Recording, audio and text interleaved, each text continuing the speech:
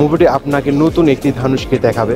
মুভিটির মধ্যে ধানুষ হলো ভিখারি, আর ভিখারির চরিত্রে এত সুন্দর অভিনয় করেছে, মনে হচ্ছে ধানুষ জন্মগতই ভিখারি। তো হ্যালো ভিউয়ার্স, কেমন আছেন সবাই? আজকে কথা বলতে যাচ্ছি নাগার্জুন, ধানুষ এবং রাশমিকা স্টারার কুবেরা মুভি নিয়ে। মুভিটি আপনাকে নতুন একটি ধানুষকে দেখাবে। সিরিয়াসলি একদম অসাধারণ অ্যাক্টিং করেছে এই কুবেরা মুভিটির মধ্যে ধানুষ। তো মুভিটির মধ্যে ধানুষ ভিখারি আর নাগার্জুন সরকারি কর্মজীবী। তো কোনো একটি উদ্দেশ্য নাগার্জুন ভিখারি ধানুষের সাথে যোগাযোগ করে এবং সম্পর্ক তৈরি করে, কোনো একটি কাজের অফারও দেয়। আর সেখান থেকে শুরু হয়ে যায় নাগার্জুন এবং তার সম্পর্ক, এবং তাদের এই সম্পর্কের মাধ্যমে শুরু হয়ে যায় তাদের জীবনে নতুন একটি মোড়। আর মুভিটির মধ্যে অনেক টাকা পয়সা নিয়ে টুইস্ট রয়েছে, কোটি কোটি টাকার করজালে ঢুকে যায় ধানুষ এবং নাগার্জুন।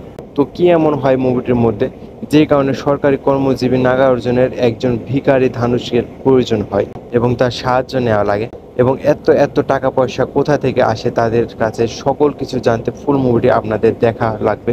ফের যাই হোক, মুভিটি আমি দেখেছি আর আমার কাছে অনেক ভালো লেগেছে। আর আপনারা যারা ধানুষের ফ্যান, তারা আর কোনো কিছু না ভেবে ডাইরেক্ট মুভিটি দেখতে বসে যান। আমি প্রমিস করতেছি মুভিটি আপনার ভালো লাগবেই লাগবে। আর আরও একটি মুভির কথা বলি, রিসেন্টলি রিলিজ হয়েছে, মুভিটির নাম সিতারে জমিন পার। তো এই মুভিটিতে আমির খান লিড ক্যারেক্টারে প্লে করছে।